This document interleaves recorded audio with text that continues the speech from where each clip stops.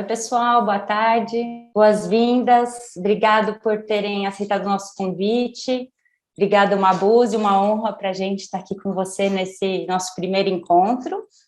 Esse encontro é promovido pela Comunidade Futuros Plurais. Vou falar rapidamente um pouquinho da nossa proposta aqui.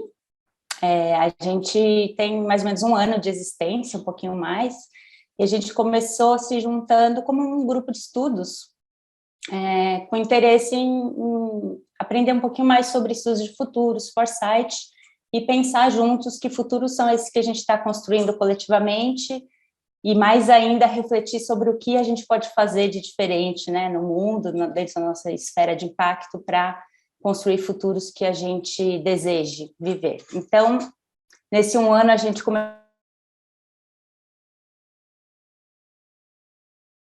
de várias áreas, várias regiões do país, e começou a surgir dentro do grupo essa ideia de vamos levar essa discussão para além desse nosso grupo. Então, a gente, a partir de algumas ideias e a iniciativa do Daniel Martins, que trouxe para está promovendo, né, fez esse convite para o Mabuse para a gente fazer esse nosso primeiro diálogo aqui. Então, a ideia é a gente ampliar essa discussão sobre futuros, trazer questionamentos para a construção desses futuros aí. Então, Dani, valeu, obrigado por ter feito esse convite e agitado tudo isso. Obrigado a todo o pessoal desse nosso primeiro evento, a Andréia, Marcos Irano, Augusto, a Natália e todo mundo que ajudou a divulgar, a fazer acontecer. E vou passar para o Dani para ele se apresentar, falar um pouquinho como vai ser a nossa dinâmica aí hoje. Super obrigado, Thay. Eu acho que se é para começar, a gente já tem que começar quebrando tudo, né? Então,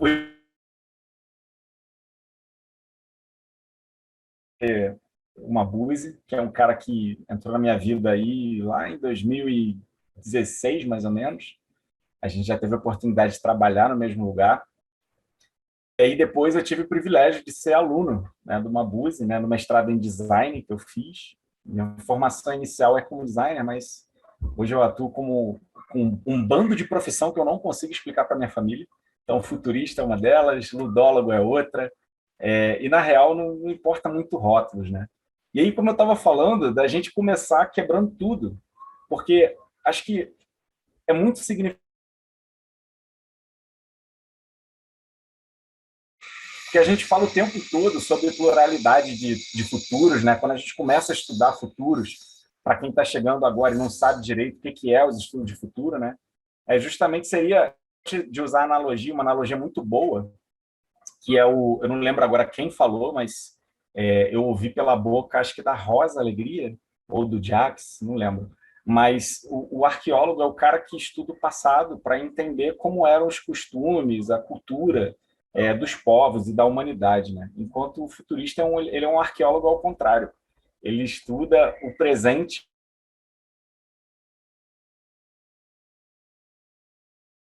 plural a gente pode ter. E quando a gente fala de estudo de futuro, design, essas disciplinas, normalmente, elas são muito... É um conhecimento muito de colonizadores, né? E muito elitista. Então, acho muito importante a gente, que é um grupo tão plural, discutindo o futuro sob uma perspectiva e uma ótica plural, a gente começar a entender de temas que ajudem a gente a dilatar essa visão e desconstruir um pouco desses dentro da gente.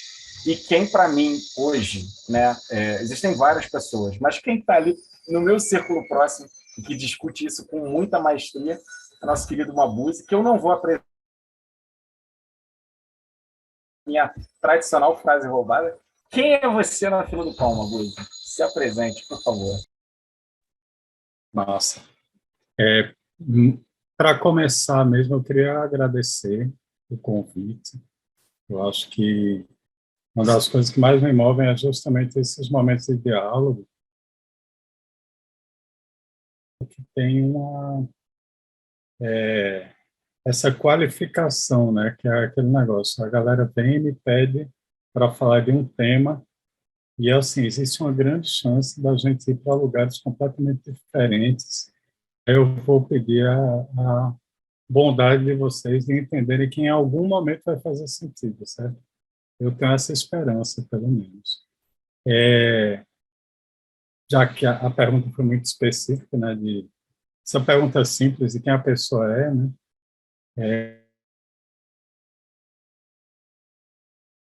Estão aqui, na verdade. Se bem que eu acho que eu não fui, eu estou vendo Cora, e eu acho que eu não fui professor de Cora, mas tem uma relação que acaba sendo semelhante. Eu começo nessa história toda do design, eu sou designer, né? Eu sou, na verdade, mestre em design pelo curso de design da Federal e agora estou fazendo doutorado fora do tempo, assim. Eu trabalho mesmo com design desde 1990 e aí em 90 foi aquele momento que eu passei no vestibular, tudo mais. E em uma semana eu vi que eu não queria o curso que eu tinha feito e continuei trabalhando, né? Aí, o que é que acontece? Em 2014, eu acho que tem alguns marcos aí profissionais que são importantes. Talvez o marco profissional importante mesmo é no início, 6 por aí, que eu entro no design, na verdade, por conta do punk rock, porque tinha banda punk, eu tinha que fazer cartaz, camiseta, tudo, e eu entendi que aquilo, inclusive, era uma profissão, né? Aí eu fiquei muito interessado e foi por isso que em 1990 eu estava profissionalmente trabalhando com isso. E foi também esse espírito aí meio punk rock, que do faça você mesmo, essa coisa que é muito forte aqui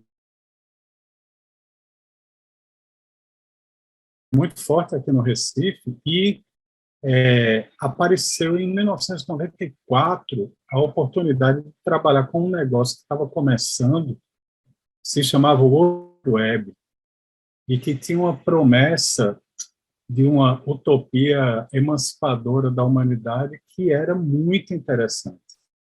Era muito interessante. Aí eu migrei do design gráfico, que eu tinha a minha atividade maior naquele momento, e em 94 eu fui para a web em especial, né?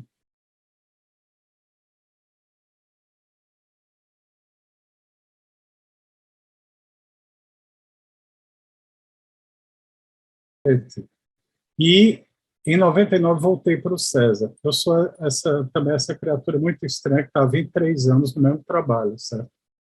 Eu estou há 23 anos lá no César. Uma das razões, provavelmente, é a possibilidade de trabalhar em projetos completamente diferentes e tudo mais.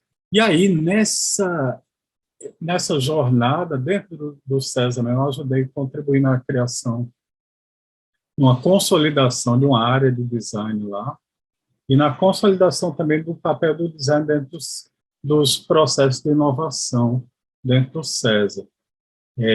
Hoje, a gente, do estado do país, assim, mais de, eu acho que umas 2.000 pessoas até agora, e tem aproximadamente 200 designers dentro do César, né? 10%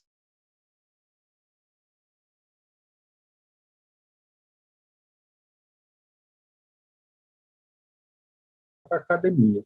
E aí eu voltei, porque eu não tinha nem graduação, vocês estão entendendo o negócio. Aí em 2014 eu voltei pela filosofia. Eu fiz uma licenciatura em filosofia, emendei com o mestrado, que acabei emendando agora com o doutorado, que é uma loucura, eu não devo fazer isso. Mas foram aquelas coisas que a vida vai levando a gente, né? E, e aí, eu acho que a gente pode ter um papo muito, muito interessante sobre o que eu entendo inicialmente de uma angústia de vocês que vem em cima da questão da colonial e vamos embora, né? Mais uma vez, obrigado pelo convite. Obrigado por estar todo mundo aqui. Uma felicidade. Pode começar aí. Eu lembro que você está aí com uma apresentação no gatilho. Sim. Se quiser, ó, o palco é todo teu. Massa. Então vejam só. Obrigado, meu querido. Então, vejam só. A apresentação é fortemente para eu não me perder, certo? E para ter algumas referências visuais das pessoas que eu estou citando e tudo mais. Inclusive, o final, eu comecei a questionar se deve.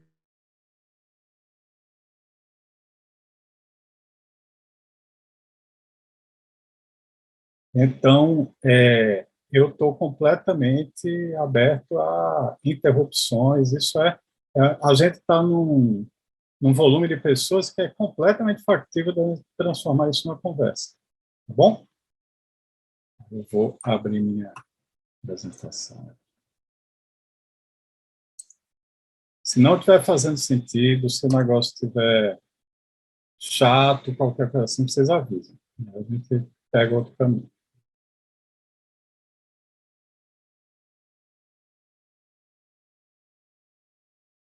Vocês estão vendo minha tela, não?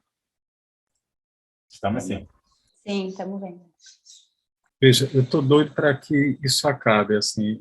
O pior de tudo é que eu não tenho, é um problema comigo, eu não consigo deixar de perguntar isso. Quando eu estava, vou fazer um parêntese aqui, quando eu estava dando aula na graduação, eu cheguei a um ponto de ficar tão encanado nesse negócio, e tanto saco cheio de todo dia perguntar, que eu botava um celular com outro.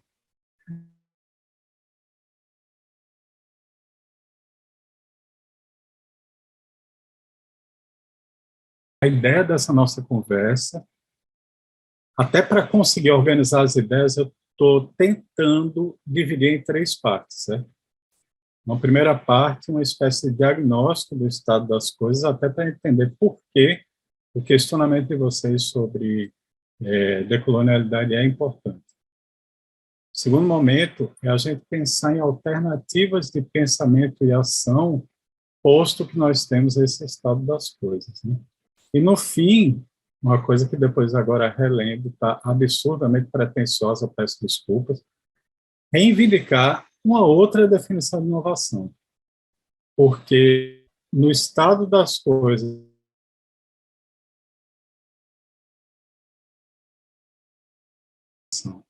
eu quero reforçar com vocês que, para mim, os estudos de futuro, que é o grande campo de vocês mesmo, é uma espécie de pano de fundo de estudo, certo? Tá perpassando isso tudo. Então, para começar também, eu queria dizer o que é que não vai ter aqui, certo? Quem tem esperança de ter respostas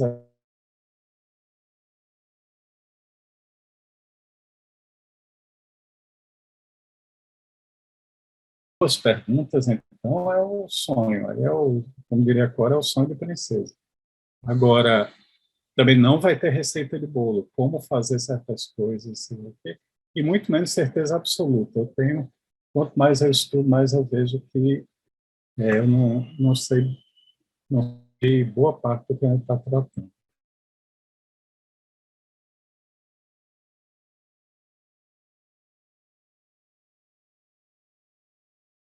Fortemente como um pesquisador e um profissional de design que está articulando essas questões todas que a gente está falando, agora com o distanciamento que eu entendo que existe a partir do momento que eu sou assim, um homem branco, heterossexual, cis, classe média, minha vida toda, tudo.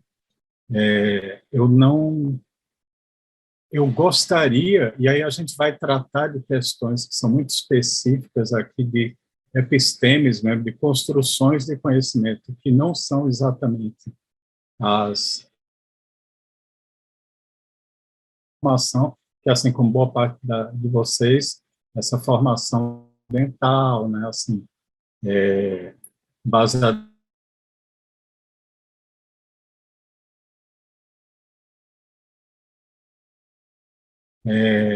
Mas aí eu acredito que esse papel do pesquisador também tem uma coisa que pode ser interessante. Tem um autor que é Mikhail Bakhtin, que é da linguística, e ele tem um conceito que eu acho maravilhoso, que é o excedente de visão. É a lógica que eu sempre vejo no outro coisas que o outro não vê. Isso aí eu acho uma maravilhosa inclusão.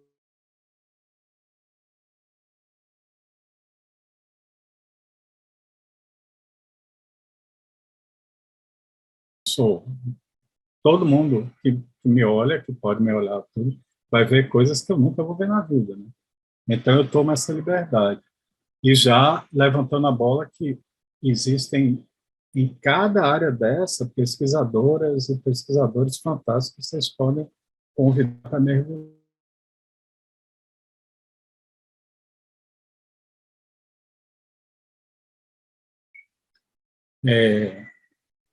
A gente está numa bronca muito grande, certo? Essa pesquisadora, Aline Costa, ela, ela é uma filósofa, tem trabalhado fortemente com esse conceito, assim, com esse entendimento de que nosso planeta está passando por uma transformação que não é trivial, assim, é uma transformação que não pode ser considerada uma transformação que vale a pena a gente se debruçar sobre ela, tentar entender, né? A bem da verdade, agora,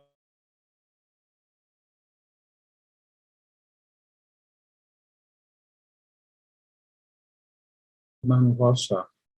Não sei se vocês viram uma imagem fortíssima que foi um redemoinho de água, né, no Golfo do México, se não me engano, fruto de um acidente de uma petroleira, onde tinha um vazamento de gás. A imagem é literalmente o oceano em chamas. Esse é o tipo de bizarrice que a gente tá convivendo e que faz parte, talvez a imagem mais midiática, mais impactante, assim, de um conjunto de mudanças que a gente está fazendo, e aí citando mesmo a Aline, que depois milênios de uma regulação biogeoquímica da Terra,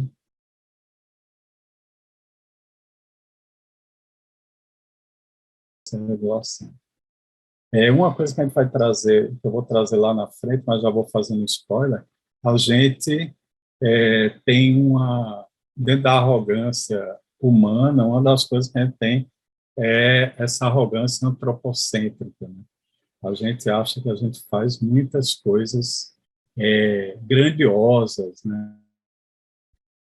Nós, como designers, o design moderno é aquela coisa grandiosa, Brasília, aquela coisa toda. Sendo que talvez uma das coisas mais grandiosas que podem existir nesse planeta, que já aconteceu,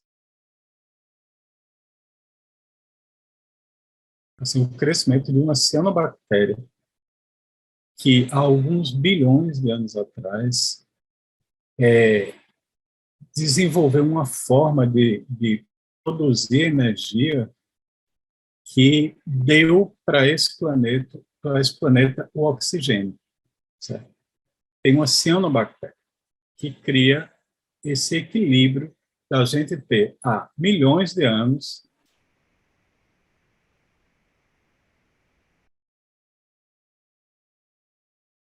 desse é absurdo, porque menos de 20% a gente começa a morrer sufocado. Nós e todas as outras espécies, né, que respiram, aeróbicas. Mais do que 20%, por exemplo, a partir de uns 22%, você começa a ter combustão espontânea em florestas. Se a gente tiver mais de 22% de oxigênio no planeta nos próximos 5 anos, em 5 anos. Ou seja, é um equilíbrio finíssimo. E a esse fenômeno dessa quebra, a gente chama de antropoceno. É um termo que foi cunhado, foi desenvolvido justamente para, e aí você vê a maluquice do ego humano na Terra, né? Eu já tive conversa com gente que, quando eu falo de antropoceno, o que é que o termo quer dizer? Que você tem humanos, nós humanos estamos atuando na Terra de uma forma que, em relação a eras geológicas, a gente está tendo impacto. Aí eu já vi gente achando, pô, olha só o que o ser humano já fez, né? E não, minha gente, é péssimo, é péssimo. A própria, sim, e uma das coisas que eu estava falando do antropocentrismo, uma das coisas mais tristes disso tudo é justamente você ver a natureza como se fosse um pano de fundo da ação humana, certo? E não é. Da mesma forma que, assim, o conceito, por exemplo, de sustentabilidade é um conceito que já é mais difundido, né? E aí tem uma frase muito clássica, que é aquela que não existe fora, né? Naquela coisa, não, vou jogar fora tal coisa. Pô, não existe fora. Dentro desse conhecimento, tem uma autora que eu gosto muito, Dona Haraway, que ela fala que, assim, acho que é dela a frase, que a gente não está no mundo, certo? A gente é esse mundo.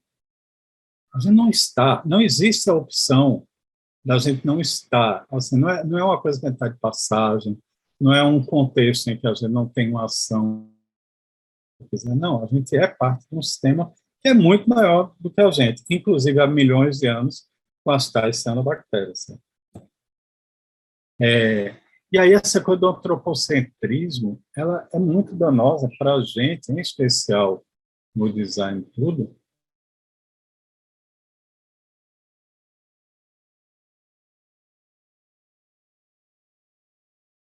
na formação do indivíduo, na formação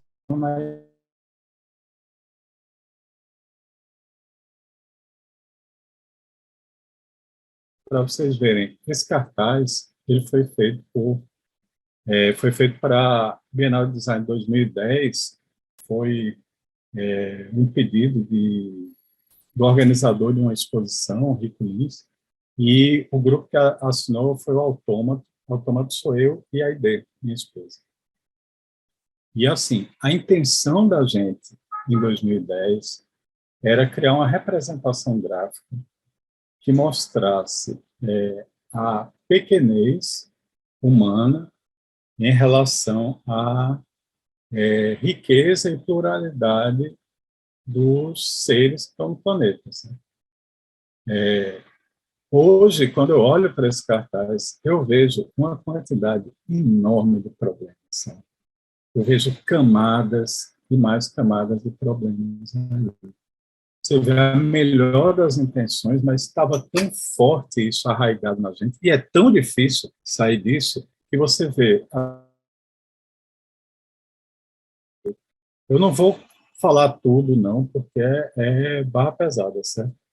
É coisa para levar para terapia. Mas, assim, humano na centralidade, a uma representação, inclusive, de vida, que é muito simplória, uma que é outra coisa, além de uma centralidade, é o que se chama de... Tem um termozinho para isso, que é a... Putz, me escapa agora.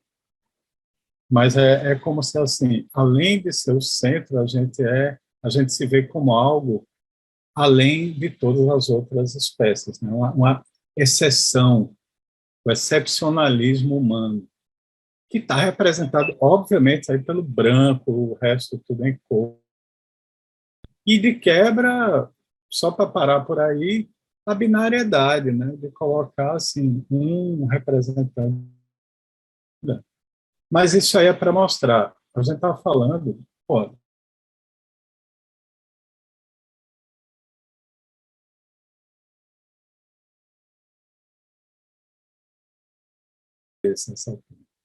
e aí isso pesa.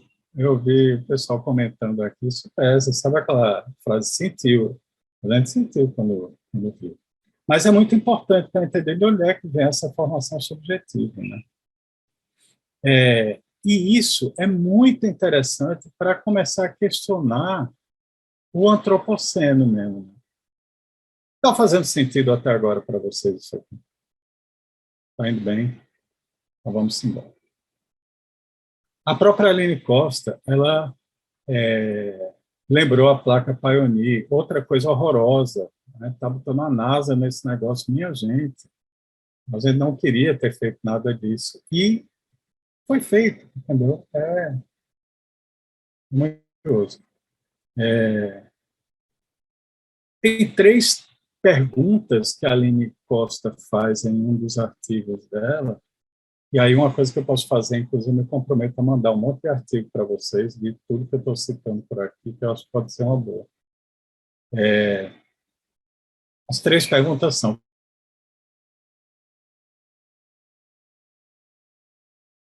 que promoveram tais mudanças? Porque isso é problemático. A impressão que dá é que assim, todos os humanos contribuíram para isso da mesma forma. Será que foi assim? Será que é justo colocar o que eu estou chamando aqui de povos extremodernos nessa conta? Extremoderno é uma definição do um antropólogo Viveiros e Castro, que para tratar justamente de todos os outros povos, além dos europeus que foram naquele período da modernidade, fazer as navegações. A conta é pesada, né? E, por fim, uma outra questão que é muito relevante é quais são as marcações, e aí tem essa palavrinha bonita, estratigráficas, datáveis para documentar quando começam essas mudanças geológicas. Quando a gente fala do antropoceno, eu vou mandar para vocês especificamente um texto de um instituto geológico, com toda a sigla lá, que é a descrição exata do que é que, do momento, né, o que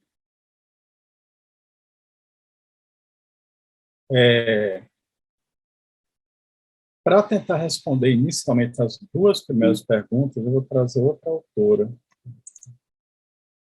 Donna Haraway.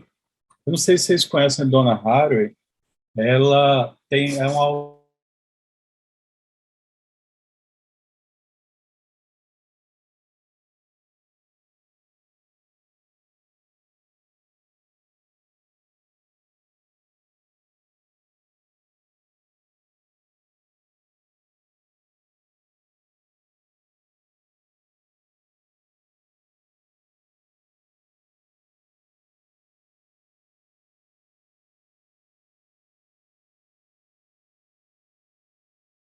Para que o nosso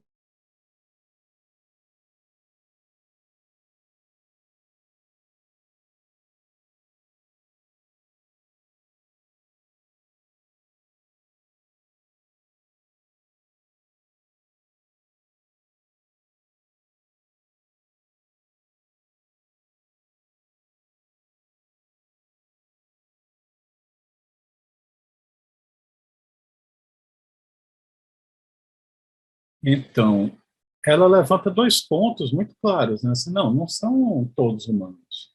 Na verdade, a gente está falando do impacto. Se você vai estudar, né, uma coisa do antropoceno, são algumas nações específicas que têm um impacto absurdamente maior do que todo o resto do mundo, né?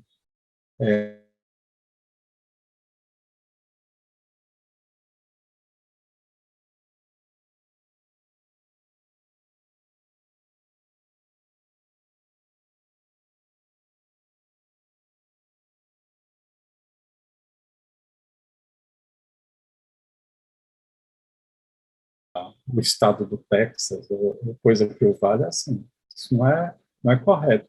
E aí, em cima disso, ela cria esse outro termo, que é capitaloceno.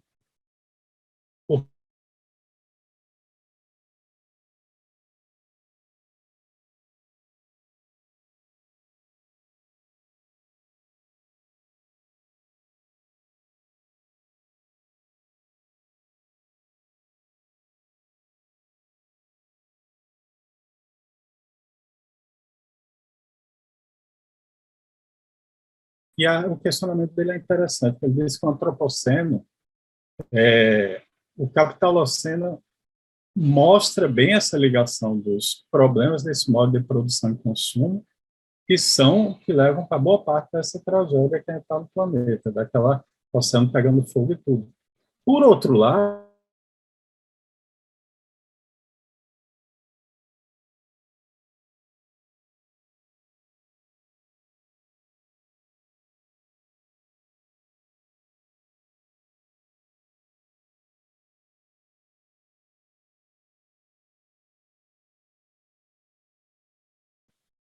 as discussões são riquíssimas e são muito contemporâneas, então não tem muito o que trazer quanto a isso de realidade. Beleza, então eu tendo a concordar com os dois, na verdade.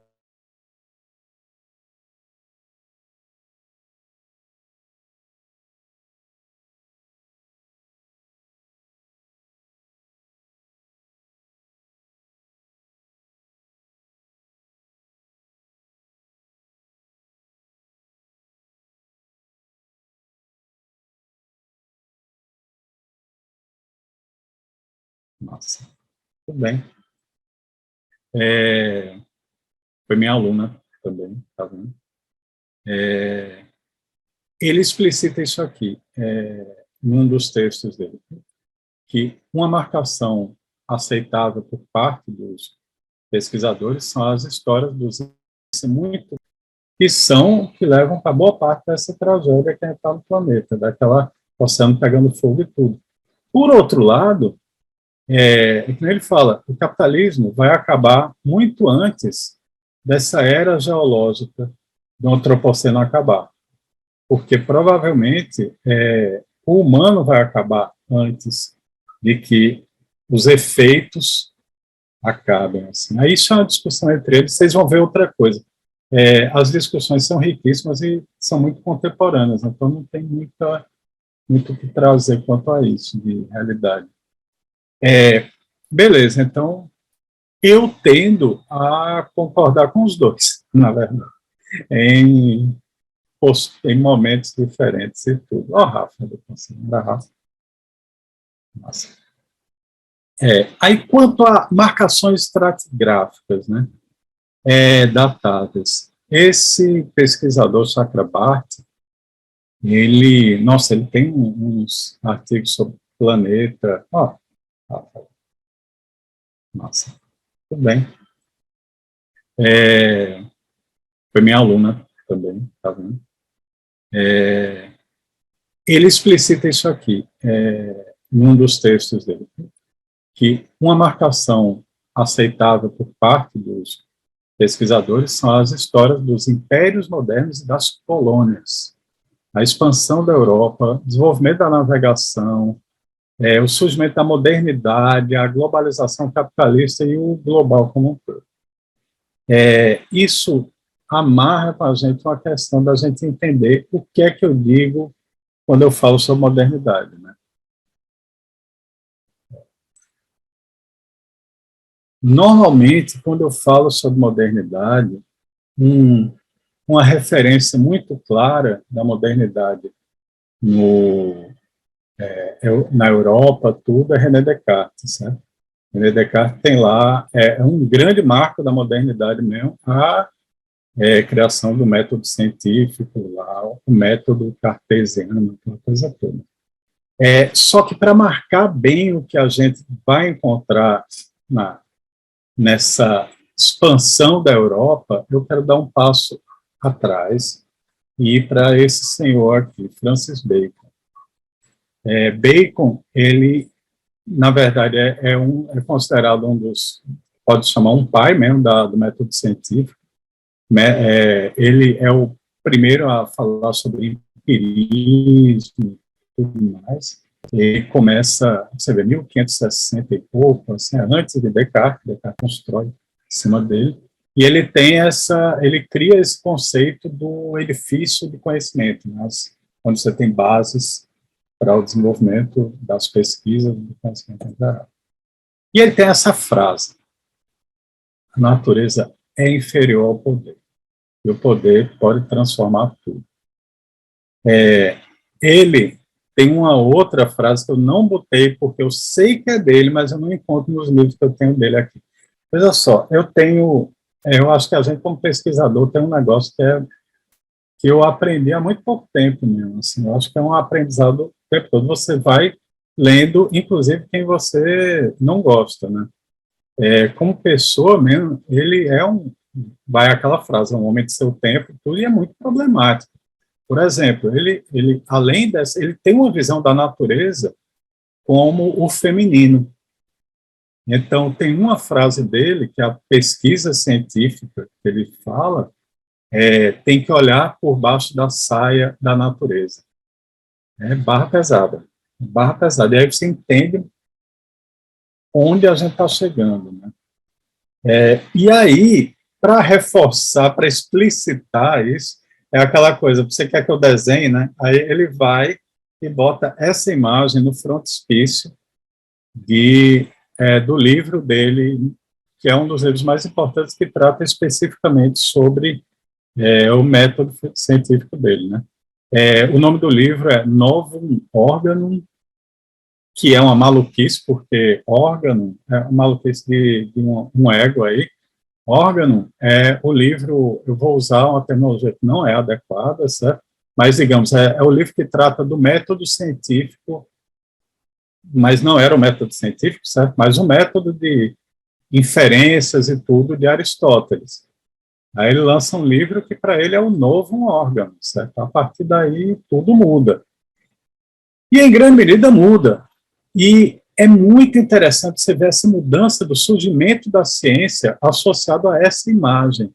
O frontispício com as colunas de Hércules, que tem uma representação, se eu não me engano, é um porto em Portugal, né, em Lisboa, que tem essas colunas, e as caravelas indo para o Novo Mundo. Então, você tem essa marca dupla aí, né, de a colonização associada a esse momento de quebra científica, né, de base científica. Até aqui está tudo bem para vocês? Vamos lá. Como a gente falou de colônia e colonialismo, é interessante entender onde é que isso, para que caminho isso vai. Eu vou dizer uma coisa para vocês, antes de mais nada. O negócio está muito deprê, certo? Eu sei que está deprê. E vai ficar ainda um pouquinho, mas eu acho que a gente tem que tratar de coisas difíceis aqui, certo? Cortez, que tem uma música maravilhosa de Neil Young, chamada Cortez the Killer, que é exatamente sobre essa criatura. Ele foi o grande inicial desbravador da colonização e usando o termo adequado, do saque das colônias, em especial das colônias espanholas naquele momento, nas navegações. Lembrando, as navegações iniciam o período da modernidade e são a base do capitalismo, certo? Tipo, é o início, o velho Marx lá falava, né, que o capitalismo nasce, é uma imagem linda, inclusive, terrível, como toda imagem, mas é muito forte, que o capitalismo nasce ensanguentado do sangue dessas colônias, mas e aí tem toda a teoria da acumulação primitiva, tudo mais. Ele tem uma frase muito forte também. Nós, espanhóis, sofremos de uma doença do coração, que tem no ouro sua única cura. É a pegada, certo? A gente está falando de modernidade, a gente está falando desse movimento, que é um movimento que sai da Europa e vem para as Américas e para a Ásia, e para a África, o continente africano. E aí tem alguns autores que falam uma coisa bem interessante. Henrique do Céu depois vai se juntar à galera do modernidade e colonialidade, né? E ele fala, né, que a modernidade tem sua gênese nas cidades medievais da Europa, mas só nasce mesmo quando a Europa pode confrontar-se com o outro, certo? A gente tem que entender esse momento histórico da seguinte forma: existiam duas grandes massas humanas no mundo que não se falavam. Sabe? Hoje, quando a gente pensa nos povos indígenas, eles já foram dizimados, a sua grande maioria. Foram dizimados. Então, a gente não entende essa relação de proporcionalidade em que eram as duas grandes massas populacionais que têm um confronto naquele momento. Então, não só Henrique do Céu, como outro autor que eu gosto muito, que é David Graeber, que faleceu recentemente, muito novo, eles falam isso, que é assim, o que a gente conhece por Europa, inclusive, e aí Graeber, ele é muito objetivo, o que a gente conhece como as duas grandes obras que fundam tá aí uma alma europeia, que é o Leviatã e o Contrato Social, o Leviatã de Hobbes e o Contrato Social de Rousseau. Ele defende que eles não seriam possíveis se não houvessem as colônias, certo? Porque o encontro com o outro nos dois se dá, cria imagens muito fortes e, no caso, completamente díspares, né? Então, Thomas Hobbes começa a falar, beleza, concordo, aí que dizimado é foda, né? E o quem sou eu é muito forte também. Boa, Laura. Obrigado. Foi uma ótima observação. E eu peço desculpa aos povos indígenas nesse contexto. Thomas Hobbes, ele pega e o contato com o outro é muita chave para virar desse lado, muita chave. O contato com o outro, Hobbes explicita por uma ficção que ele cria, e isso é bem importante para a gente, certo? É uma ficção.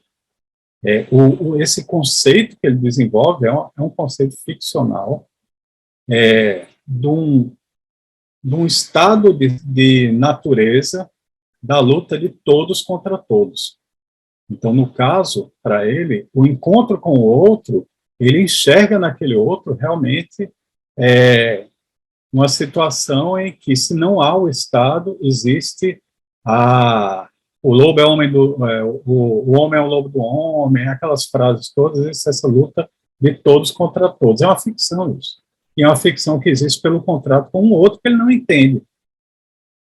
Por sua vez, o contrato social de Rousseau fala de um outro estado de natureza e do bom selvagem, que, assim, também é outra ficção que também não existe, assim, e que não seria possível sem esse contato com o outro também. Então, isso reforça, e em Henrique do Céu isso vai para o grupo Modernidade e Colonialidade, que a gente vai falar mais à frente, como esse nascimento da Europa a partir do contato com o outro. A modernidade traz também, por essa consolidação da colonização nas Américas, a escravização dos povos do continente africano. Né? A gente está falando de aproximadamente 12,5 milhões de pessoas que são escravizadas e tiradas do seu lugar de vida e são coisificadas, né? São tratadas como coisas. Né? Você começa a fazer toda uma lógica aí. Existe um questionamento muito forte, que não vai entrar talvez aqui, mas é do conceito de humanismo, né? Porque, assim, o conceito de humanismo, o conceito de humanidade, tem um princípio muito perverso no meio, que quem é que diz quem é humano, entendeu? Quando a gente pensa na escravização dos povos, o que foi feito foi justamente a desumanização dessas pessoas, né? E toda essa tragédia a qual a gente foi, assim, a gente... E aí, tem não é para ficar mais deprê não, mas vamos lembrar, né? Nós somos parte de um seleto grupo de países que tem nome de produto, né? Não sei se vocês já perceberam isso. Brasil, eu consigo lembrar de 3, não mais do que isso. Né? o Brasil, a Costa do Marfim e a Argentina. A Argentina é por causa da prata, né? O Brasil por causa do pau-brasil. E a gente foi, antes de ser... Rita Von Hunt é maravilhosa. Antes de ser muito antes de ser algo próximo à nação, que é um conceito europeu moderno, complicado, tudo mais, a gente, a não ser que a gente pense outros conceitos de nação, mas assim, a gente foi um experimento econômico, né? Um experimento econômico escravagista de exportação de matéria primária. Foi isso, assim. Escravagista, né? É complicado. E aí, esse é o momento em que as colônias, em especial, a gente está falando das colônias do continente africano, mas a gente pode pegar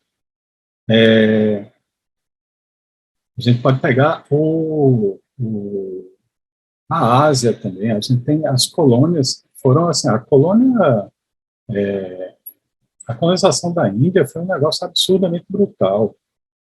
Mas se a gente pegar, como exemplo, as colônias assim, do continente africano, tem um autor que é citado lá na frente, Albert Memmi, que ele tem um livrinho, como disse uma professora que eu tive, aqueles livrinhos perigosamente fininhos, né? Você lê muito rápido, que é um tapa na cara, um negócio absurdo, que também está por ali. É o Discurso sobre o Colonialismo, se não me engano. Aí é Aimé Césaire. O retrato do colonizado, seguido pelo retrato colonizador, se não me engano. Que ele fala que, assim, a realidade colonial foi trazida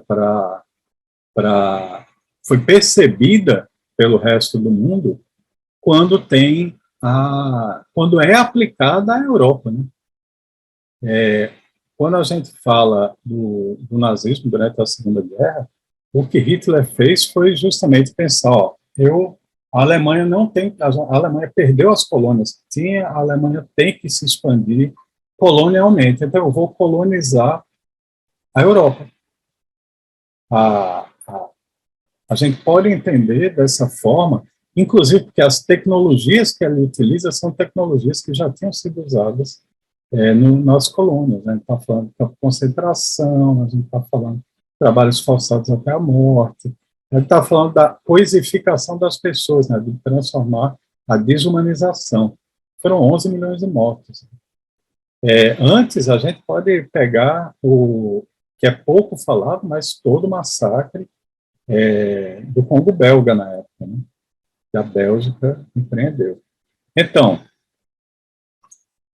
esse é o estado das coisas desse problema. Esse problema gera um outro problema para a gente e fortemente para vocês que estão lá no Estudos Futuros. Se a gente fica nesse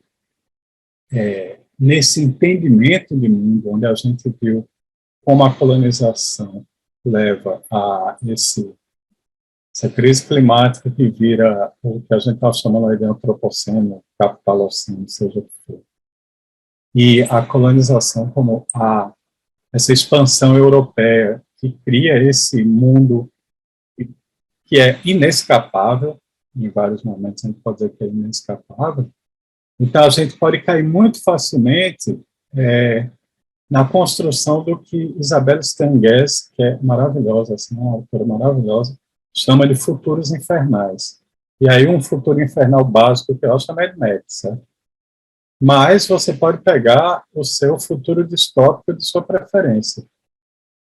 É muito interessante você ver que Mark Fisher, ele cita, tem um livro dele que leva o nome de o nome do livro é Realismo Capitalista, né? E o subtítulo assim, é mais fácil pensar no fim do mundo do que no fim do capitalismo. Porque boa parte dos problemas que a gente tem, se a gente associar com o modo de produção, tem que mudar o modo de produção. Então tem que ser outra coisa. Mas toda uma indústria cultural que vocês, como estudantes de estudo de futuro, sabem melhor do que o papel nessa história toda, é, é, é criada para mostrar que você só vai ter futuros infernais. Pô. Isso é uma coisa que a gente precisa tratar. A gente precisa tratar essa visão de que, assim, não há futuro. Como assim? Não há futuro, sabe? Não há futuro, e o Mad Max da vida aí faz parte de uma construção colonial moderna de pensar em progresso. Se eu paro de pensar em progresso o tempo todo, se eu tenho e aí já dando pista de outras coisas que a gente vai ver, se eu tenho essa visão cíclica do tempo, que nem de vários povos indígenas, não existe um futuro, né? Isso gera um problema para vocês, mas gera muita oportunidade de você aprender e ir reconstruindo esses ciclos. Até agora, como é que está? Está fazendo sentido?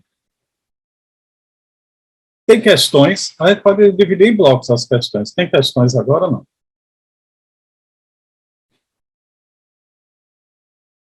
Pode perguntar.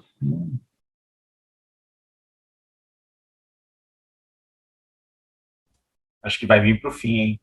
Então vamos embora. Beleza. A ideia é também ir mais rápido, porque esse contexto eu acho que ele é muito importante, sabe? Alternativas, né? Aí a gente entra no que a gente estava falando da demanda mesmo, daquele WhatsApp descomprometido de Daniel sobre decolonialidade, né? Esse texto, se vocês têm interesse por decolonialidade e ainda não leram esse texto, é a primeira coisa para fazer para, assim que tiver oportunidade. Facilmente se encontra. Luciana Balestrin, ela trata das questões decoloniais aqui no Brasil desde 2004, se não me engano,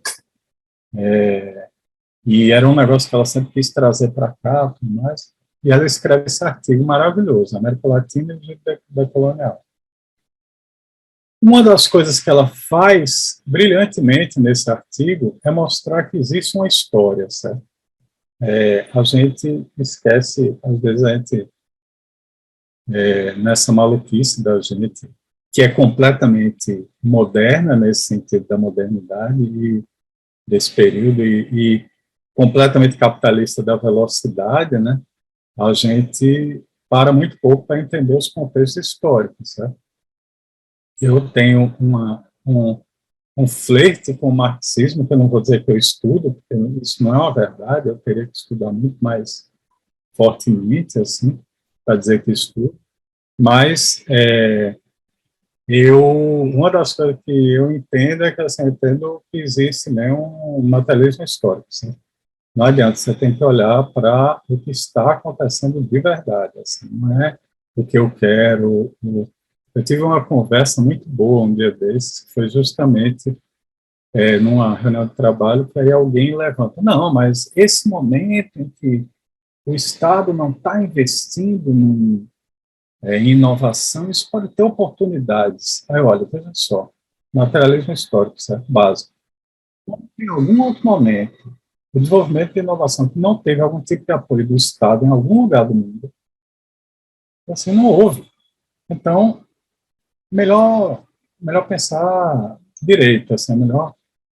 E aí, Luciana Balestrin, nesse texto, nesse artigo, ela faz uma volta no tempo aí e recupera, e aí, assim, eu acho que tem que recuperar mais ainda, assim. Quando a gente fala do giro decolonial, às vezes dá a impressão de que, assim, essa galera foi quem primeiro pensou essa relação da colonialidade, né, esse problema colonial. Isso não é verdade, né? Assim, a gente pode dividir em fases, digamos assim, e assim, tem um período do início do século XX que você tem as primeiras revoluções que ganham um corpo muito grande na década de 60, as revoluções de libertação dos povos das colônias, né? E aí tem alguns autores maravilhosos para citar. Albert Memmi, ele tem justamente o livrinho que está ali, que é esse Retrato Colonizado, seguido pelo Retrato Colonizador, que é absurdo o livro e que foi de onde, inclusive, eu peguei essa referência de entender o nazismo como a aplicação do colonialismo para a Europa. Ele é muito sofisticado, isso da década de 50 que ele está escrevendo. E tem o nosso maravilhoso Frantz Fanon. Frantz Fanon, ele tem um livro que também é um dos livros básicos dessa história, que está virando para mim um livro básico da vida mesmo, que é Pele Negra, Máscaras Brancas. Esse texto foi o doutorado dele, foi o texto de doutoramento dele, e quando ele apresentou, ele era da psiquiatria, e aí ele leva para o texto dele, para a tese, justamente essa relação Em algum momento, alguém falou aqui sobre, eu acho que foi Luara, sobre o momento em que os povos do continente africano só foram se entender negros quando foram sequestrados da África, né? Frantz Fanon disse que só se entendeu negro quando ele chegou na França para estudar. Ele se eu não me engano, é de camaronês, e ele chega na França e uma criança fala alguma coisa, aponta, eita, ó, mamãe, um negro, tá? E a mãe fala um negócio tipo, oh, isso é muita falta de educação, não faça isso. Ele é igual a nós, uma coisa dessa. E foi um choque para ele, e ele começa a pensar nessa relação. O livro é fantástico, é fantástico. Um dos tópicos que a gente vai ver lá na frente, que eu não vou falar agora, então, vamos lá. Mas, assim, a gente está falando de Frantz Fanon e Albert Memmi, a gente podia voltar mais, certo? A gente tem relatos de povos extramodernos, e aí o extramoderno virou uma forma diferente de falar de pré-colombianos, porque pré-colombiano, pelo amor de Deus, né? Assim, Colombo era você vai reduzir um povo todo a isso, é fogo. E aí os extramodernos, eles têm textos muito fortes, assim. Tem um livro chamado Popol Vuh, que está ali em cima, que é uma narrativa absurda, assim. Você tem os relatos escritos por escravizados que foram libertos ou que passaram por experiências e depois escreveram sobre elas. Assim, você tem uma literatura enorme. Antes mesmo de Frantz Fanon e Albert Memmi. E todos eles estão tratando disso, do problema da colonização. Aí tem uma outra quebra que é interessante, que é o que é chamado de pós-colonialismo. E tem dois grandes autores que eu adoro os dois em vários momentos, que é Paul Gilroy e Stuart Hall. Paul Gilroy, eu tenho um estante aqui em cima, sabe? Por isso que eu fico apontando para cima o tempo todo. E a estante justamente tem um monte desses livros. O Paul Gilroy, ele tem um livro chamado Atlântico Negro, que é maravilhoso, assim, maravilhoso. E Stuart Hall tem uma série de ensaios, mas eles tem uma crítica a eles que se faz, que assim, é como se eles fossem, e aí você vê os problemas que tem aí, né? Tem uma crítica de como se eles são já cidadãos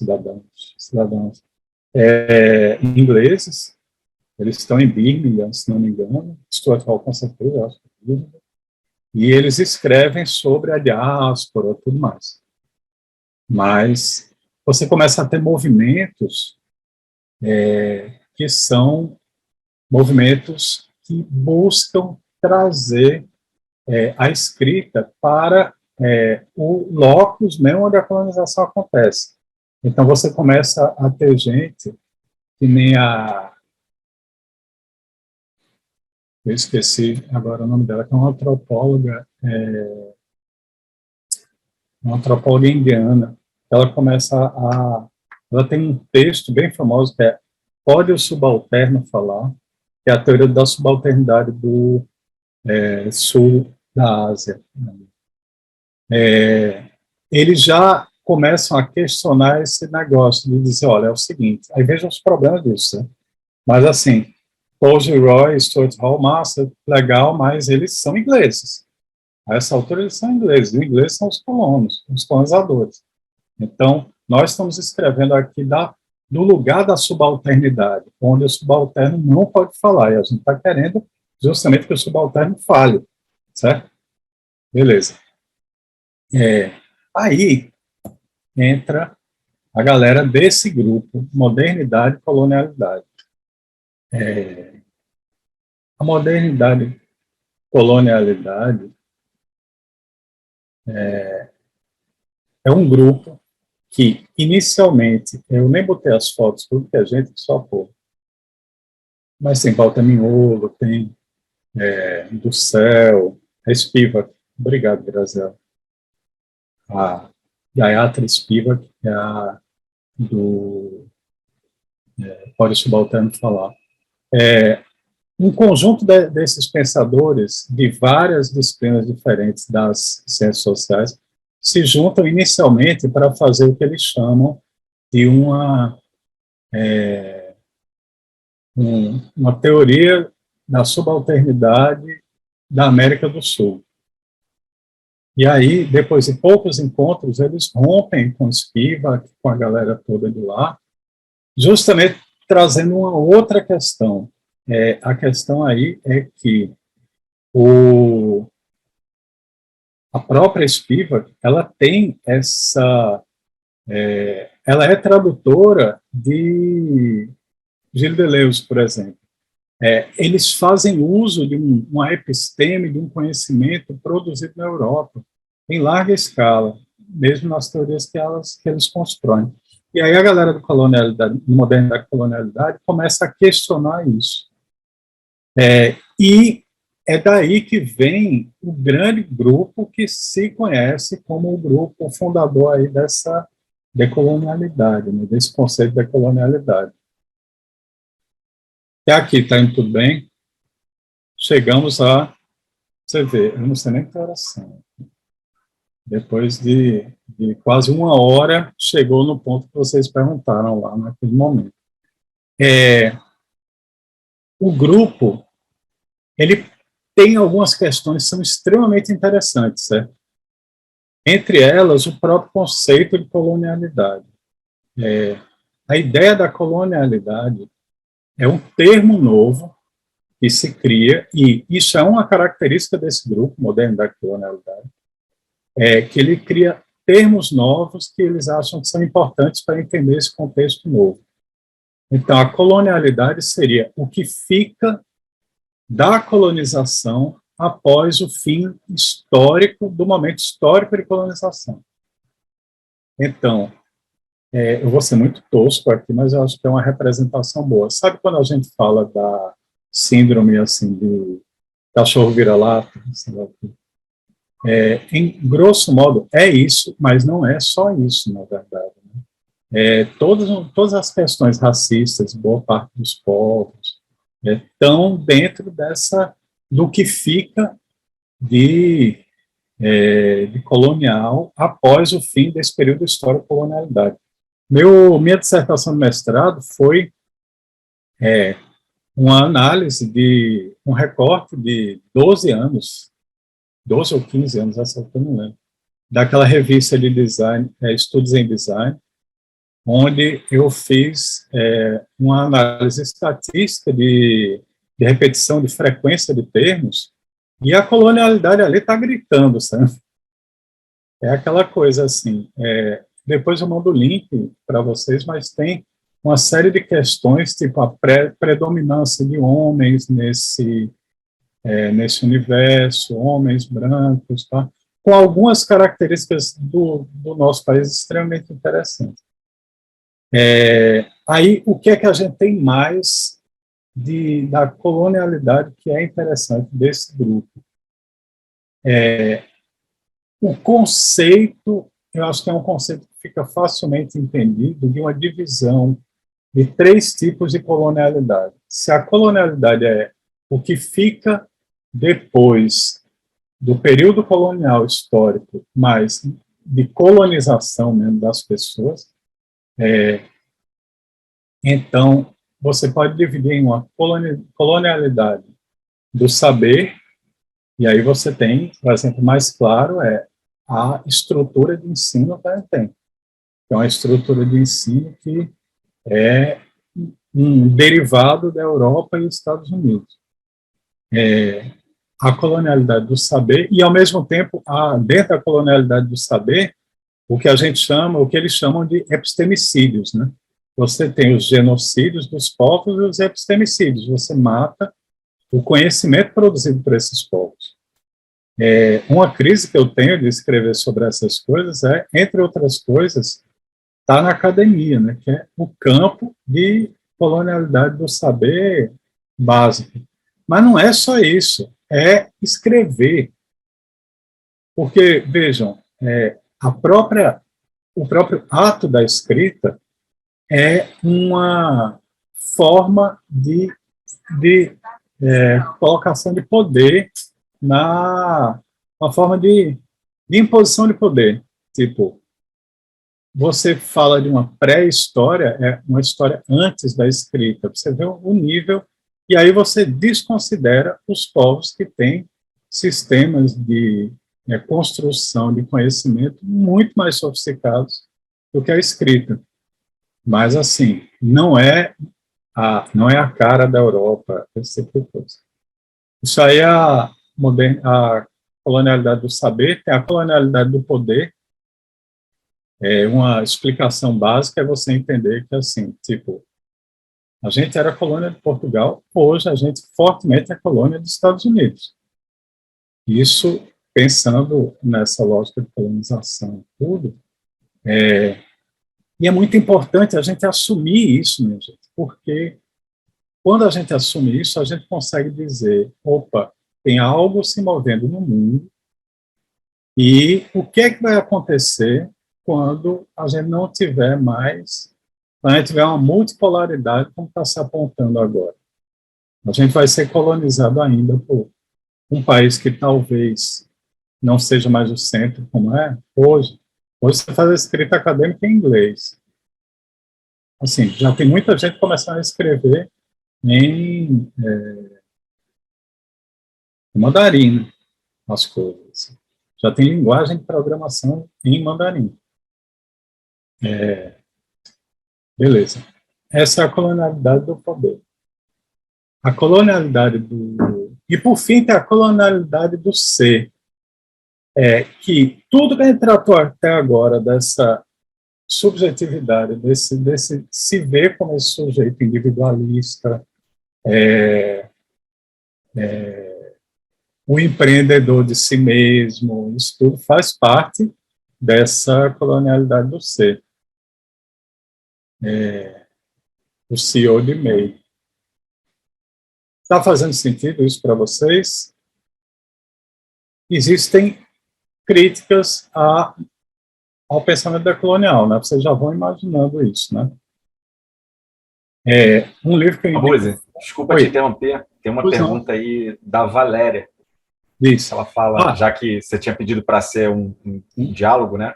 O poder não atravessa a colonialidade em todas as suas derivações. Veja, para o pensamento decolonial, eles fazem essa categorização, certo? Então, assim, eu tendo a concordar contigo, Valéria. Mas isso é uma das questões. Na crítica da colonialidade em 8 ensaios, de Rita Segato, que é um livro maravilhoso, assim, alguns dos grandes problemas desse grupo, desse conjunto de pensadores, está lá. sim. Por exemplo, tem uma questão que é até anterior a essa estrutura categórica tudo, a decolonialidade, ela trabalha muito, e aí vamos ver, tudo que a gente falou de outras lutas e tudo, é o processo de descolonização, certo? A decolonialidade, que é esse grupo, tudo, ele trabalha muito em cima de um aspecto que eu acho muito complicado, que é como é que eu posso dizer? Um essencialismo, certo? Então, por exemplo, se que é, por exemplo, você vê dentro dessa história da crítica à espiva, o que eles fazem. Se vem da Europa, então já não é bom, entendeu? Ele cria esse eurocêntrico, assim, uma luta contra o eurocentrismo, que é muito complicado você pensar hoje em dia, porque e aí começam as coisas. Por ser essencialista, eles têm um olhar para a produção de conhecimento exclusivamente da América do Sul. Isso traz problemas. Um dos problemas você tem o desenvolvimento de um pensamento, por exemplo, para citar só um dos exemplos, com base marxista, na América do Sul, que é muito específica da América do Sul. Você tem um cara, Mariátegui, no Chile, se não me engano, é Peru, acho que é Peru. Mariátegui, ele é um pensamento latino-americano, extremamente sofisticado, baseado no marxismo. Outro problema, a partir do momento que ele nega, ele essencializa a coisa, e ele nega o que vem da Europa, e mais uma vez coloca Marx nesse pacote, ele meio que coloca para baixo todas as lutas anticoloniais da América Latina, que foram baseadas, naquele momento, no marxismo, certo? Então, estão vendo o nível de problema de um negócio desse? E, por fim, em algum momento, tem questões, por exemplo, a própria Balestrin, ela faz um texto criticando como eles não colocam entre suas categorias o imperialismo, certo? É como se toda a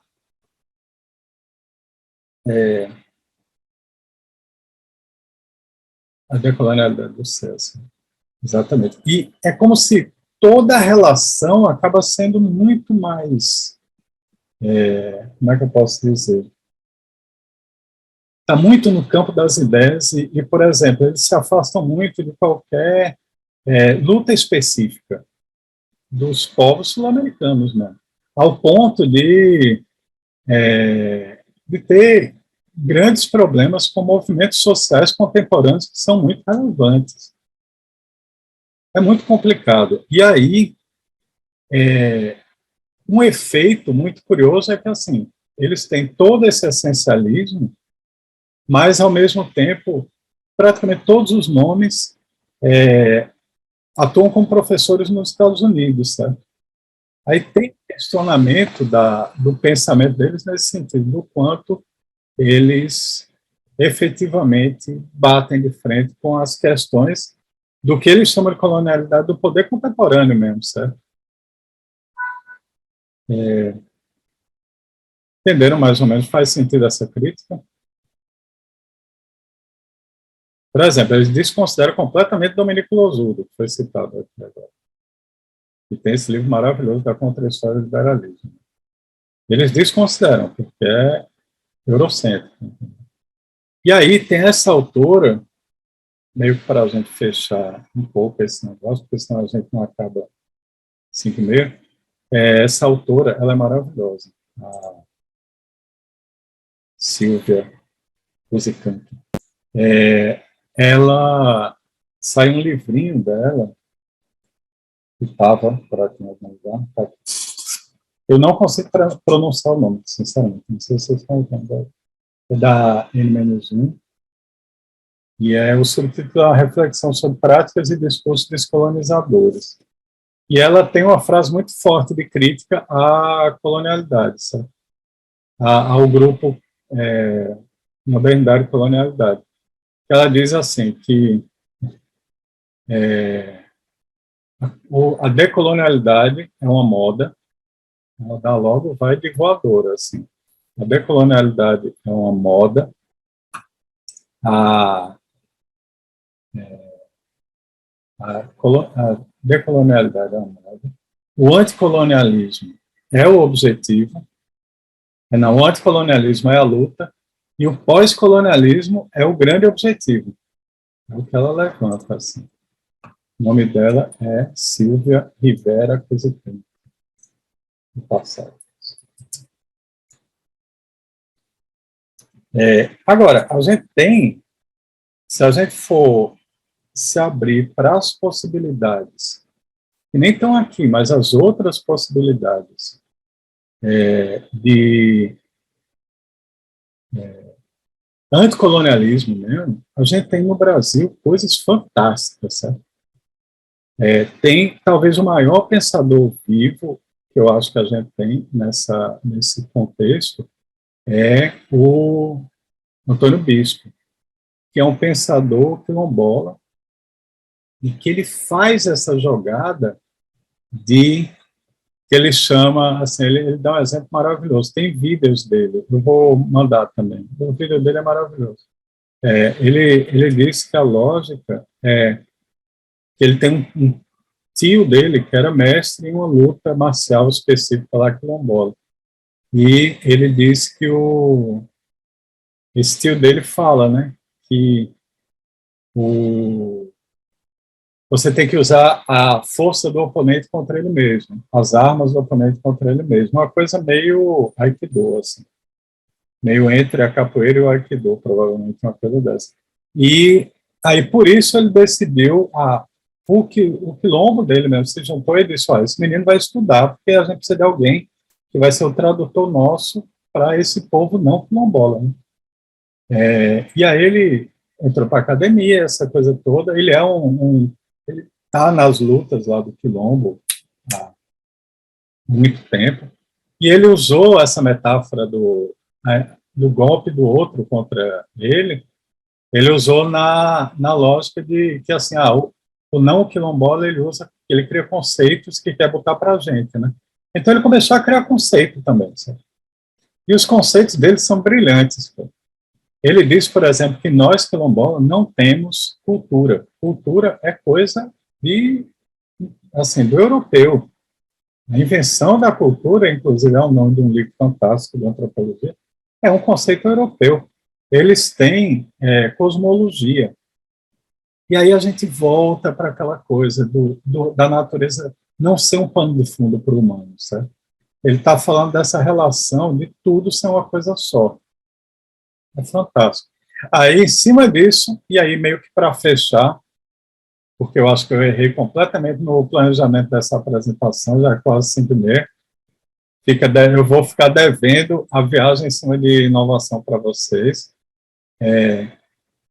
Ele fala um negócio brilhante, que ele diz que, assim, já que os povos que não são quilombolas têm esse outro problema, que é o que ele chama de cosmofobia, que é o medo e a aversão a tudo que efetivamente é a natureza, certo?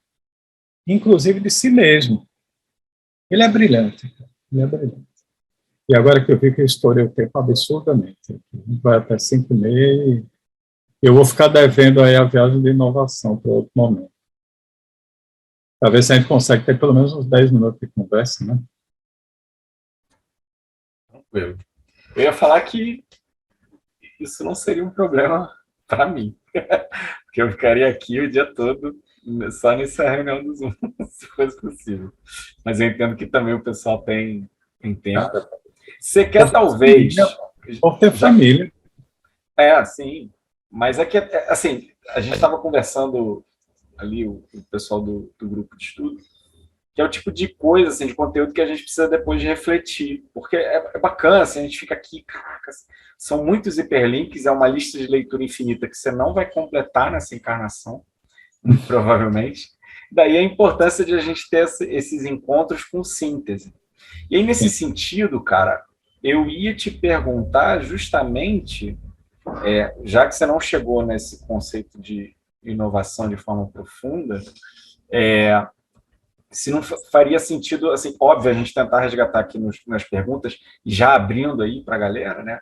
Acho importante deixar aberto para a pergunta, mas se você conseguiria resumir de alguma maneira qual que é a visão que você tem sobre inovação, ou pelo menos o que você queria trazer, ou pelo menos uma referência para a gente começar a ler, porque também, assim como você falou, né, que o decolonialismo e tantos outros conhecimentos agora viraram moda, né? Inovação, na verdade, nunca saiu de moda, está sempre ali no top 10 livros, vendas, etc. Mas é sempre uma inovação vinda de um ponto de vista branco, né? De um ponto de vista ou europeu ou americano, né? Norte-americano. E eu quando eu também falo para os meus alunos, né? Que eu tenho também o privilégio de ser educador, eu falo muito o quanto que inovação não é necessariamente ser criar algo do zero, né? Você não precisa criar algo do zero. É você olhar sob uma nova ótica uma determinada fonte de conhecimento, um artefato, ou o que quer que seja o objeto de estudo, né? Não entender artefato aqui como algo construído, né? E agora, com a tua fala, talvez a minha percepção tenha dilatado ainda mais, entendendo que essas diferentes perspectivas, elas não necessariamente são só, tipo, tu virar a parada ao contrário. E sim você tentar se colocar em outros locais epistemológicos, né, em outros viés epistemológicos, para quem sabe ressignificar. Né? E a gente faz muito essa associação, acabou virando uma pergunta barra palestrinha, mas só para fechar aqui, existe muito essa fala do design, essa falácia, na verdade, de que o design e o designer resolve problema, como se ele fosse a divindade que vai resolver os problemas. Só que é muito difícil você resolver problemas quando você não está inserido no contexto e você não consegue enxergar, por causa dos limites biológicos, sociais, culturais da empatia, resolver esses determinados problemas. Então, eu costumo brincar que o design ele soluciona problemas que o próprio design criou, né? Mas eu queria que você, de alguma maneira, resumisse, sim, se fosse possível, ou trouxesse alguma referência, de qual que é a tua visão sobre a inovação de fato. Onde você queria chegar? Isso. É uma ótima pergunta. Eu vou tentar falar de um jeito que não demore mais 1h30, certo? Porque aí eu mesmo não seguro a onda. Veja, eu acho que tem duas posturas que a gente tem que ter na frente de uma empreitada que nem essa, né? De definir a inovação. Eu acho que a gente tem duas possibilidades. Uma a gente entender que isso é uma coisa tão cabeluda, porque é aquela coisa que o professor falaria, né? Que é uma inovação, a palavra polissêmica, né? Tem tantas possibilidades de significado que é muito complicado, assim. Tem esse outro problema, que se a gente entende, o problema que a gente está é um problema muito maior, certo? É esse problema do planeta e ainda mais essa tendência a gente achar que o progresso é o caminho que só vai levar para futuros infernais, como a Isabel Stenguers falou, tudo. Aí tem uma outra abordagem que é fazer o contrário, que é disputar o termo, certo? E aí, assim, existem formas de disputar o termo, eu acredito, que você tem que, e aí é o nó, certo? Significa que você tem que mudar completamente os usos da palavra, certo? E os caminhos para onde você vai. Por exemplo, se você muda radicalmente de uma ética do lucro, que é essa ética capitalista, para uma outra possibilidade, que é uma ética do cuidado, e aí tem um monte de gente trabalhando super bem com isso. Tem um livro, uma boa compilação de artigos que eu vou mandar para vocês depois. o título, que é justamente o entendimento que, assim, isso não é um absurdo, porque se a gente pensar, o cuidado é talvez uma das poucas coisas que une todos nós aqui. Se nós estamos tendo essa conversa, é porque alguém, em algum momento, cuidou da gente. Certo? Pode ter cuidado muito mal, pode ter cuidado muito bem, pode ter sido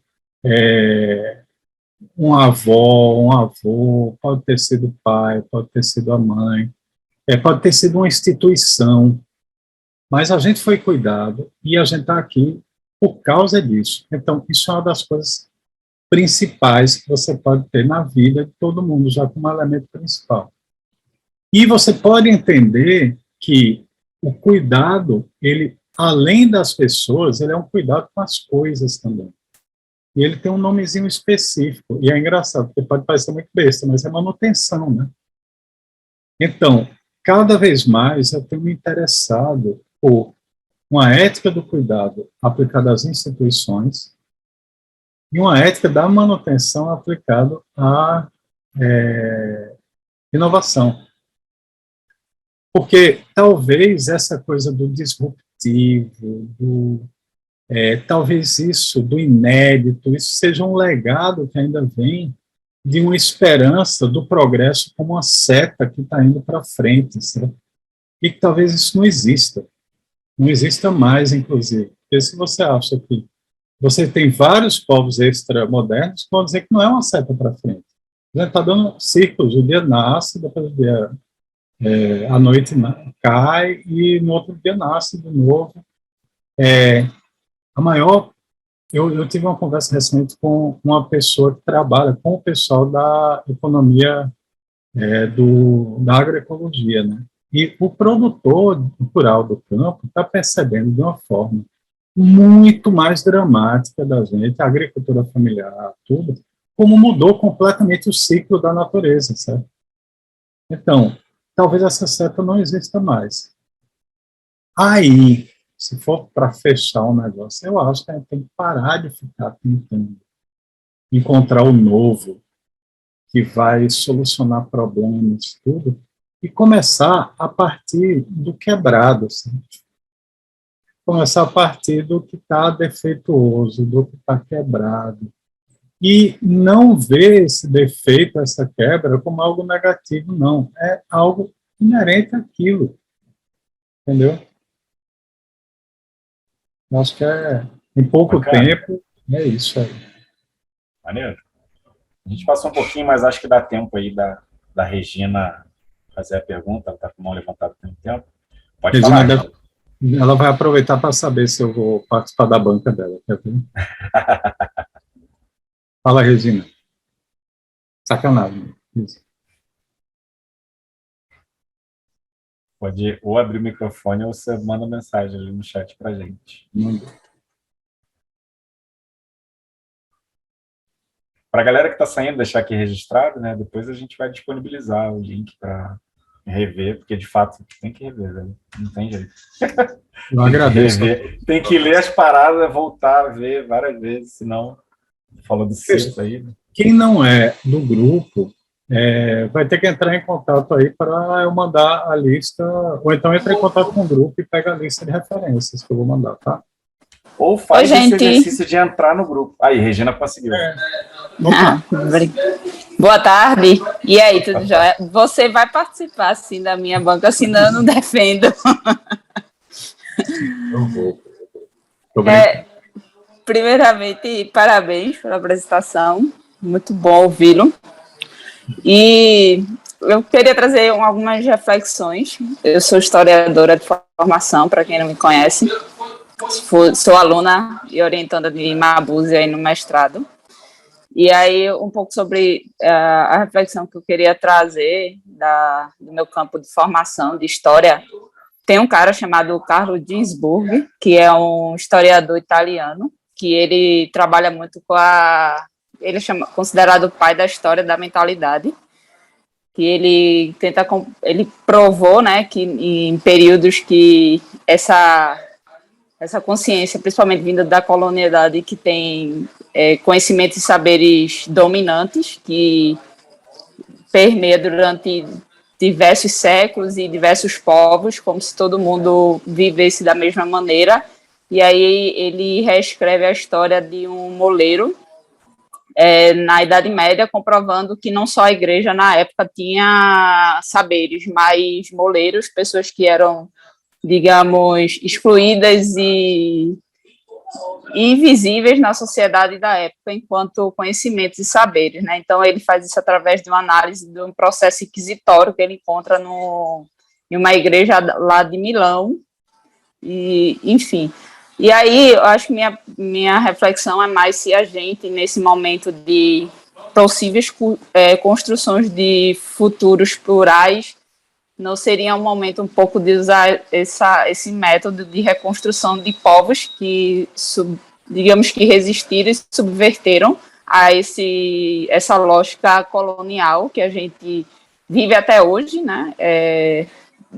A nível de uma coisa que Ginsburg coloca é que a gente, historicamente falando, tem muitas eras, né? Modernidade, média, contemporânea, etc. e tal. Sendo que o mais difícil de uma era para outra, para a sociedade mudar, é a questão da cultura, né? Então, você vê aí ondas conservadoras surgindo, então isso é resistência cultural mesmo, e aí ele diz, a tese dele é que a cultura é uma das coisas mais difíceis de mudar por conta da mentalidade. Aí minha pergunta é, uma alternativa para essa reconstrução de futuros plurais poderia ser resgatar essas micro-histórias, talvez de resistências, não necessariamente intencionais, para a gente ver de maneiras de construções de possibilidades. Eu não gosto muito de falar do futuro, eu prefiro falar do hoje mesmo, enquanto tempo social, não enquanto tempo individual, né? 80 anos para a história é nada, mas, quer dizer, né? E 80 anos para o ser humano é uma vida. E é mais ou menos nessa lógica, se tu pudesse falar alguma coisa ou refletir sobre isso, que eu me lembrei muito de Ginsburg nessa tua fala. Eu acho que você está certa em alguma medida. A gente tem que ter cuidado com uma coisa, que eu entendo que Ginsburg, ele justamente por esse olhar de uma história, quase uma micro-história, né, uma coisa assim da história desses pequenos momentos e tudo, ele não teria essa percepção, né? Mas essas histórias de resistência, elas estão acontecendo ainda, né? Elas estão muito fortes. Então, não existe, por exemplo, uma recuperação da história quilombola, não. Tipo, primeiro, o Antônio Bispo é fantástico, porque você vê que ele está sendo condescendente de compartilhar aquilo com a gente, certo? Porque ele está no futuro. Viveiros de Castro falou um negócio massa há 10 anos atrás. Eduardo Viveiros de Castro disse que não, a gente tem que entender os povos indígenas para aprender com eles como viver no futuro, certo? Com esse inferno que a gente está vivendo desde de pouco tempo, aqui, de 2018, eu lembro que Ailton Krenak falando, olha, a gente sobrevive assim há 500 anos. Eu fico com pena de vocês, que não sabem o que fazer. Assim. Agora, em especial, o que eu diria que a gente tem que ter um olhar mais aguçado para o que está acontecendo hoje no mundo são as experiências zapatistas e a experiência de Rojava, da organização, das experiências de uma espécie de democracia radical em Rojava, justamente pelas mulheres. Eu vou botar lá na lista, veja só, eu vou até compartilhar da intenção de Daniel e vou dizer que, quem entrar no grupo, vai ter lá essa lista de links, sabe? A bibliografia. Então, quem não está, entra no grupo, vai receber lá. Por mim, dá uma pergunta ainda, Davi. Não sei vocês. Mete bronca, Davi. Por nós, a gente consegue aí até umas 5h45 para a gente fechar bonito. Então, vou até abrir a câmera aqui. Pessoal, eu queria Olha, primeiro... Eu não sei se terminou, Mabuse. Você tinha terminado? Desculpa. Não sei. não, eu só ia comentar, olha a moral, até abrir a câmera o cara abriu. Fala aí. Porque, para poder mostrar o rosto um pouquinho também. Brincando. Eu queria dizer que eu fiquei muito feliz com a surpresa de participar aqui. Eu participei de última hora, porque eu sou colega de trabalho do Daniel, e ele me chamou para participar, comentou. A minha formação, eu sou biólogo, né? E o meu mestrado foi na área de antropologia. E para mim foi assim, eu achei que ia ser uma coisa mais voltada para o design, Mabuse. Eu não conhecia assim, o seu trabalho, a sua atuação. E foi muito surpresa para mim, porque a bibliografia que você citou é uma bibliografia que eu usei bastante na minha dissertação e tudo, e aí me remeteu a várias coisas. Eu até gostaria de conversar bastante assim, sobre outros assuntos até que me vieram, que eu nem vou comentar aqui por conta do tempo, mas só queria fazer um comentário assim, que tipo, me lembrou um artigo do Latour, que ele comenta sobre o antropoceno, logo no começo que você falou, e aí ele cita logo de cara no começo do artigo, acho que é para distinguir amigos e inimigos no antropoceno, no nome do artigo, eu acho. Mas eu estou assim, tem muitos anos que eu não falo sobre essa temática e tudo, posso estar meio enferrujado. E ele começa falando daquele filme Gravidade, não sei se alguém aqui está familiarizado, em que a pessoa vai para o espaço e tem uma péssima experiência, está tudo errado no espaço, assim, né, basicamente.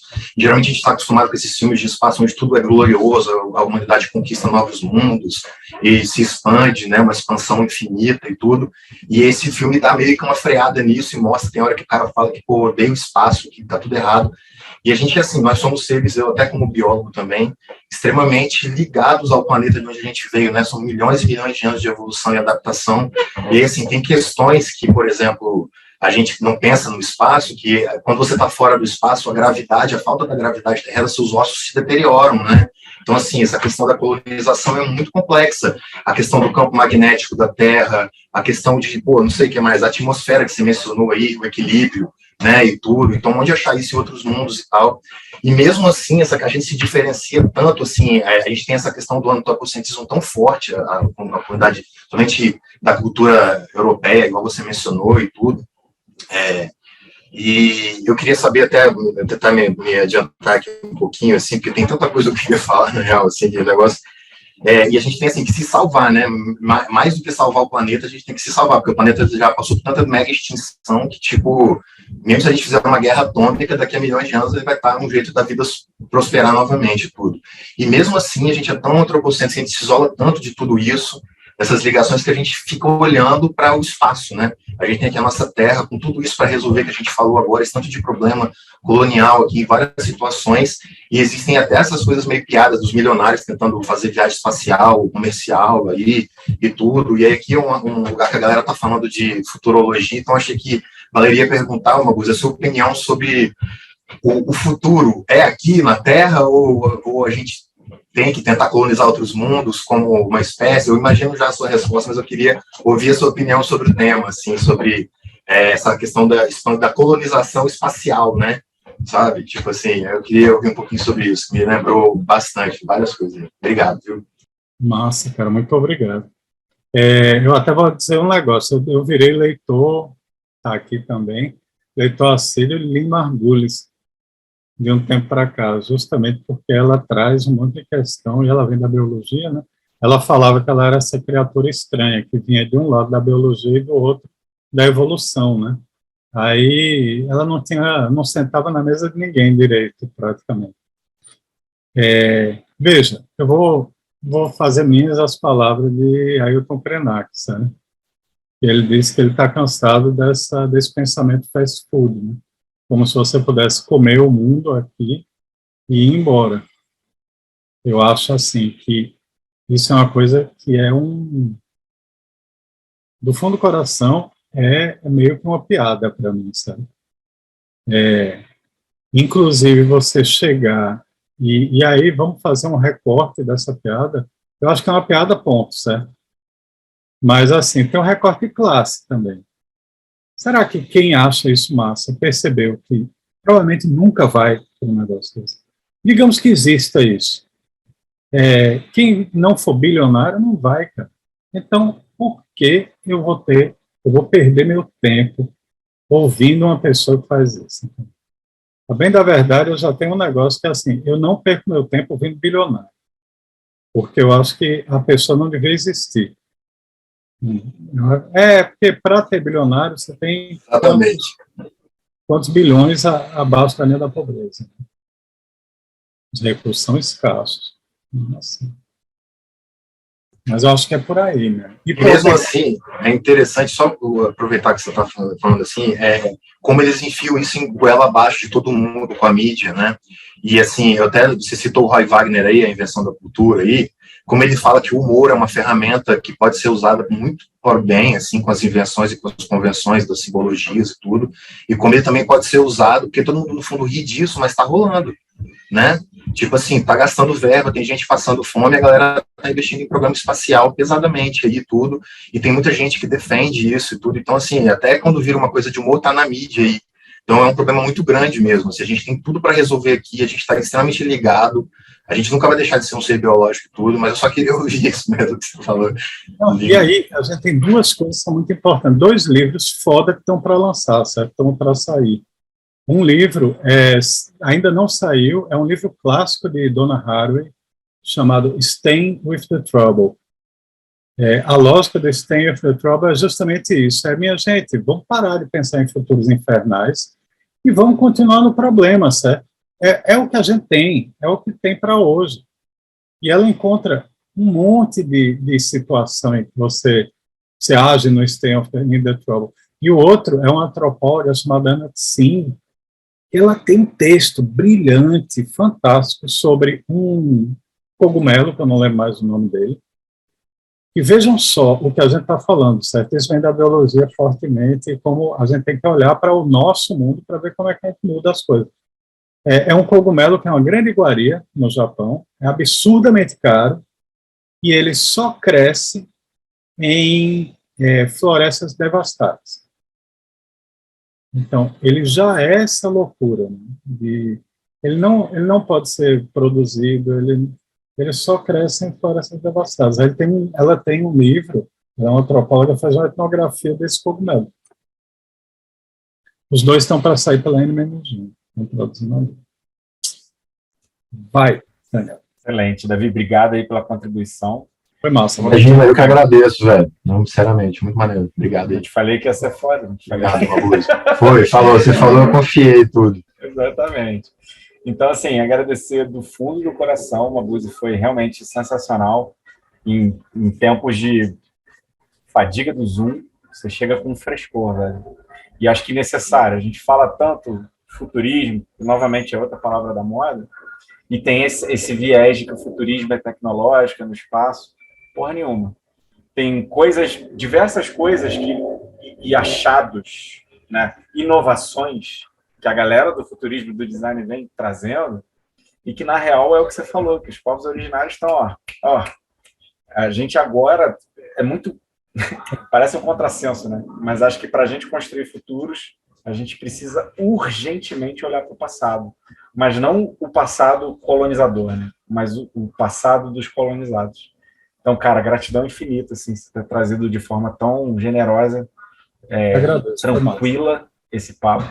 Vou passar aqui a palavra para a Thay, só para ela falar aí para o pessoal que está aí até agora, novamente a proposta do grupo, fazer o convite, e aí a gente pode encerrar. Tranquilo? Gente, Mabuse, obrigada, foi maravilhoso, eu tô com a cabeça assim, querendo me debruçar em cima de tudo isso, assim, muito fantástico.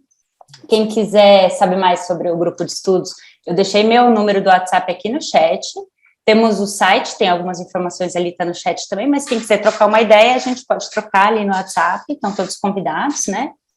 E acho que é isso, vamos disponibilizar a gravação para todo mundo que se inscreveu, talvez a gente precise de um tempinho, porque cortou a gravação no meio, então vamos ter que emendar isso aí, e a gente também vai pegar a bibliografia e mandar para todo mundo que se inscreveu lá por e-mail, pelo Eventbrite.